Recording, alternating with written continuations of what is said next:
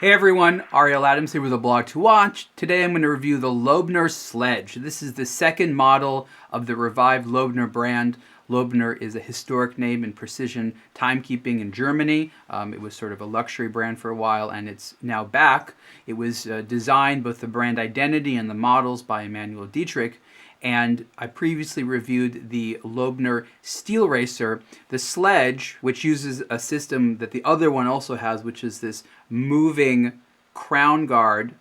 That's what they call the Sledge. So this model is just called the Sledge. The other watch is a chronograph. It's a little bit thicker, of course, and it's larger. This is their sort of slim, everyday watch. And the company Löbner originally was a timekeeping company, so it made total sense for the first model to be a chronograph.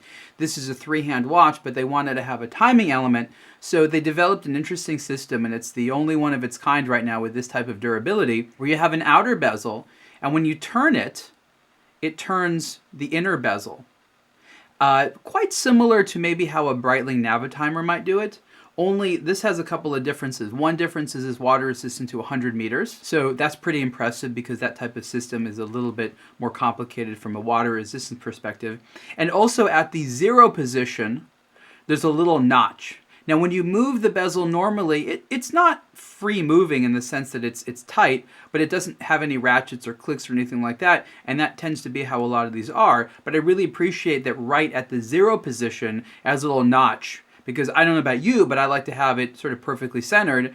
And with some of these bezels where there isn't clicks, you're like, is the arrow right? Is the arrow right? And this one just alleviates that, and I'm not saying it's the only watch that does that, but I appreciate that detail. The Sledge system here also is another fun detail, maybe not as practical. It's patented, and I think it's patented because you can make the argument it protects the crown. The crown is underneath it, it's slightly smaller and screw down.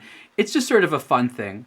And you actually have to say, when it does sort of hide the crown there, it adds an interesting look. You have sort of this other shape on the left side of the watch to try to balance it out.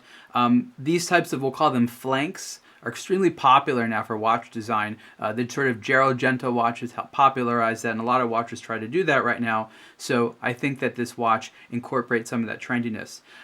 It's a very attractive watch overall. On paper, I don't know that I would have liked this, but as I see it, as I wear it, I think it works well. Why would I have not liked it on paper? Well, these types of bezel systems I don't always tend to like. I do like it in practice.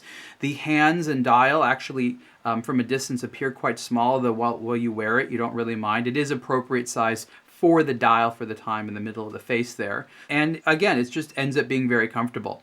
Löbner sells the Sledge both on this custom rubber strap as well as a matching steel bracelet. It's the same bracelet that you can find on the Steel Racer, and it adds a little bit more of a substantial, robust look. The watch is 40.5 millimeters wide, quite thin. It's under 10 millimeters thick, and when you wear it on the wrist, especially as a sports watch, you can see it really does not wear particularly thick. It feels very slim against the wrist. So this is the more sort of comfortable daily wear. On the bracelet, I still think it would be great. Inside the watch is the Swiss-made Löbner G101. It's an automatic movement that operates at 4 Hertz with close to 3 days of power reserve.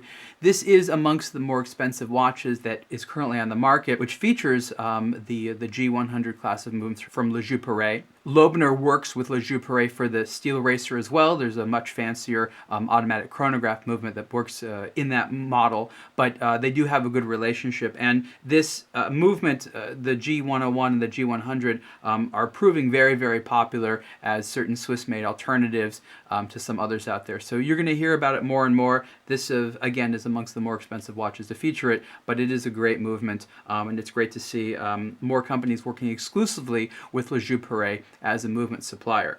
There's a couple of different color variations of the Sledge. There's a black dial, silver dial, green dial, and blue dial.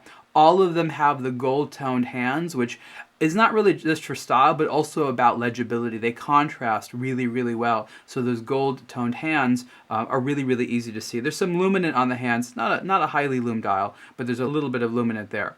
So that's the Löbner Sledge. This is the black rubber version. The watch costs 8,600 euros on the rubber strap. It costs 9,600 euros on the matching steel bracelet. And you can see the full review of the Löbner Sledge on a blog to watch. Thanks.